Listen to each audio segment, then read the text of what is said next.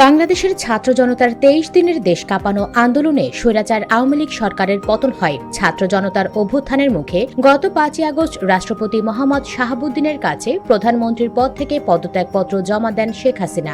এরপর গণভবন থেকেই হেলিকপ্টারে দেশ ছাড়েন। সে সময় তার সঙ্গে ছিলেন তার বোন শেখ রেহানা। বর্তমানে তিনি ভারতে পলাতক রয়েছেন। ২৩ দিন হত্যা ও সহিংসতা চালানোর দায়ে সদ্য বাংলাদেশের ক্ষমতাচ্যুত প্রধানমন্ত্রী শেখ হাসিনা সহ জড়িতদের জবাবদিহির মুখোমুখি দেখতে চায় জাতিসংঘ মহাসচিবের মুখপাত্র স্টিফেন ডুজারিক মঙ্গলবার এক প্রেস ব্রিফিংয়ে এমন কথা জানিয়েছেন।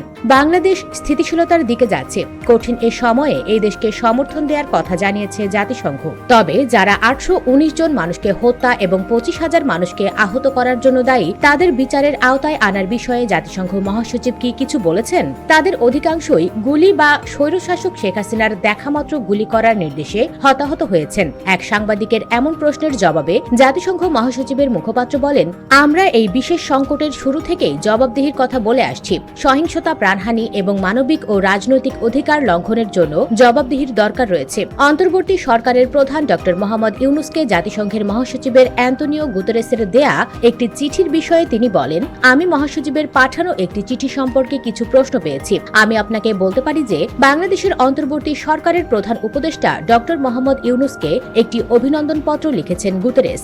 স্টিফেন ডুজারিক বলেন, চিঠিতে মহাসচিব বাংলাদেশে শান্তি ফেরানো এবং সংসদ নির্বাচন আয়োজনের প্রচেষ্টাকে স্বাগত জানিয়েছেন। মহাসচিব বলেছেন যে জাতিসংঘের প্রত্যাশা ড ইউনূসের সরকার একটি অন্তর্ভুক্তিমূলক পন্থা গ্রহণ করবে, যার মধ্যে তরুণদের পাশাপাশি নারী, সংখ্যালঘু ও আদিবাসী সম্প্রদায়ের কণ্ঠস্বরও বিবেচনা করা হবে।